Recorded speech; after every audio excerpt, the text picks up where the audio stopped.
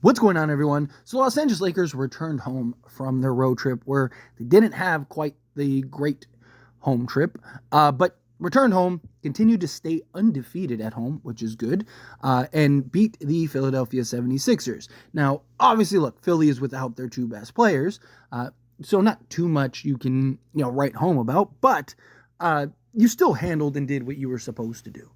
Right, you controlled this game start to finish. You made sure that at some point you pulled away from the game, and everyone contributed and played a big role. Right, this was a team game, something that I've talked about.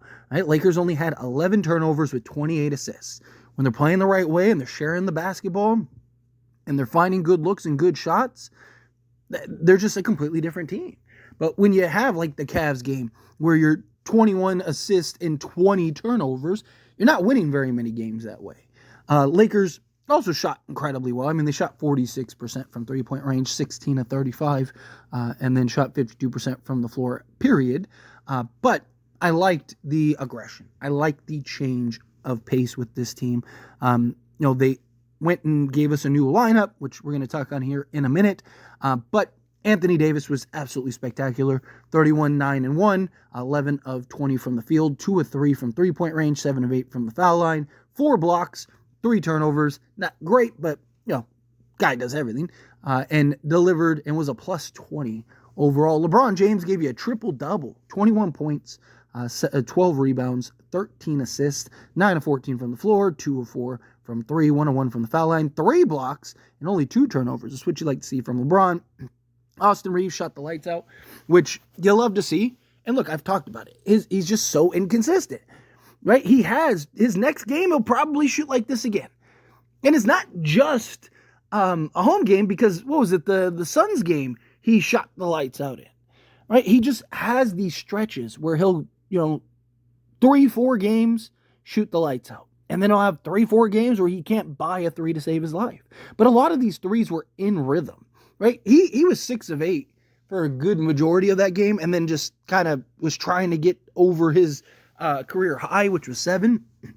Took a couple of advised ones, but for the most part, you look at most of the threes he took, they were in transition, kind of stepped in to the 3 ball, or they were just good quality looks where he just in rhythm took the shot rather than just kind of trying to chuck it up at times. But the Lakers started Cam Reddish. JJ Redick started Cam Reddish.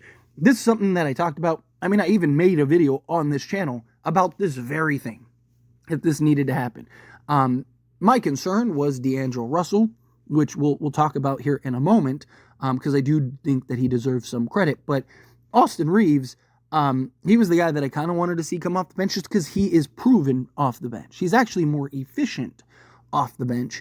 And then or Rui Hachimura. However, I like the size with Rui, although Rui had his struggles this game, particularly defensively.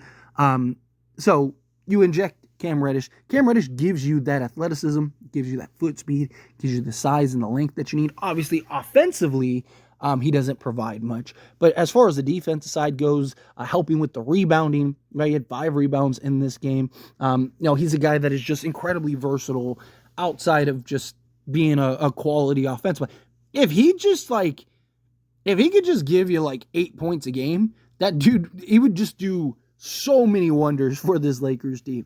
If Cam Reddish could just knock down two threes a game and give you a cutting layup or something, man, that would do wonders for this Lakers team. But I really liked that they brought in Cam Reddish. I would prefer a healthy Jared Vanderbilt at his peak, but in the meantime, Cam Reddish makes a lot of sense. The problem is if Rui continues to have his struggles, do you bring Rui off the bench and then what? Do you start like Max Christie or Gabe Vincent? But they've been essentially unplayable for the Lakers. And Lakers don't have very many options right now, which is the problem, right? So I think you're kind of stuck with this unit, especially if D'Angelo Russell is willing to buy in off the bench.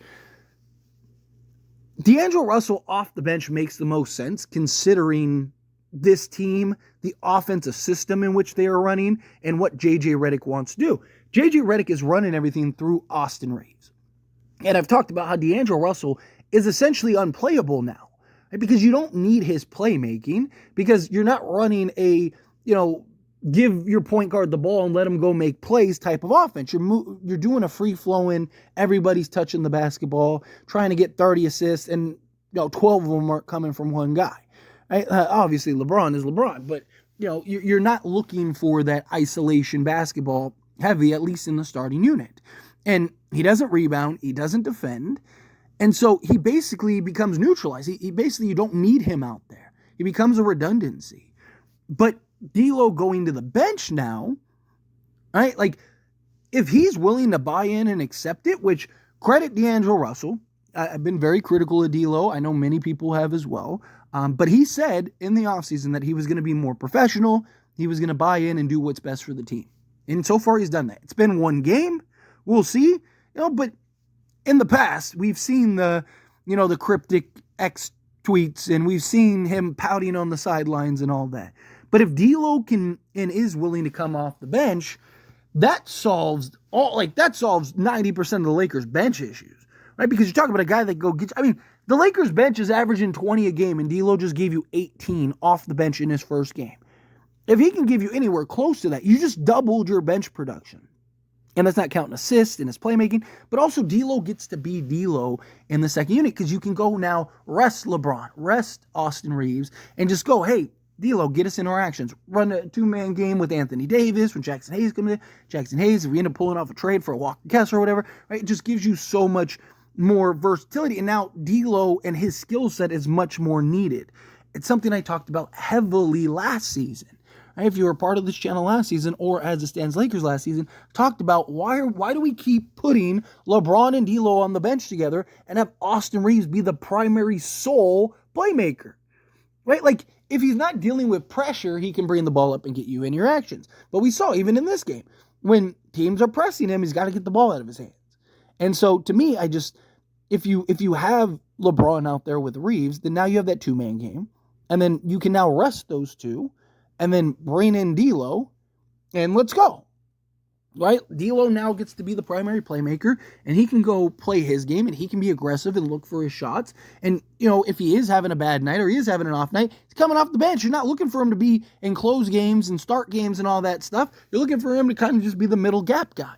I just think that this is an excellent role if he's willing to continue to buy into it, which I do think is good for D'Lo, right? Because one, teams right now are looking at D'Lo solely as an expiring contract. Because D'Lo wants to be the guy. He wants to be the primary playmaker. He wants to be the point guard. But if he's willing to buy in a bench role and off the bench, well, now teams might go, you know what? Hey, we could use some playmaking. We could use some shooting off the bench. We didn't know D'Lo was willing to come off the bench. Right? And then even the playoff issues, the playoff elements. Again, he's coming off the bench. He's your sixth man. He's not, your top five guy.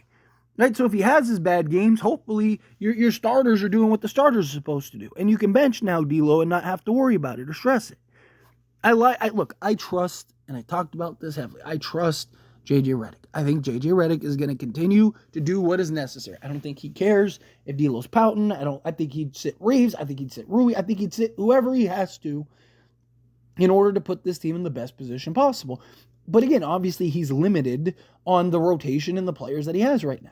My hope is, again, when Christian Wood gets back, if we can pull off some type of trade, even like a Colin Sexton and Walker Kessler, right? Like, now that just opens up so much for the Lakers, right? And especially if D'Lo really is willing to buy in and embrace that sixth man role, right? Like, with that Lakers boost for voting, man, he might end up being sixth man of the year if he continues to perform the way. If he could be, not even 18, but if he can give you a 15 and 6 off the bench every night, yeah, he's definitely in the conversation for sixth man of the year. And teams probably definitely would start looking at him more because, again, he's buying into the team.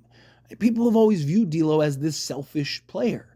Well, if he can show and kind of shed that kind of stigma about him, well, now it could change the game for him. It could change the game for the Lakers. And also, if he's really great, right, and he does embrace this bench role, there is an argument to maybe go make some moves to upgrade the starting unit and maybe even keep D'Lo off the bench, right? Especially if we know D'Lo wants to be here.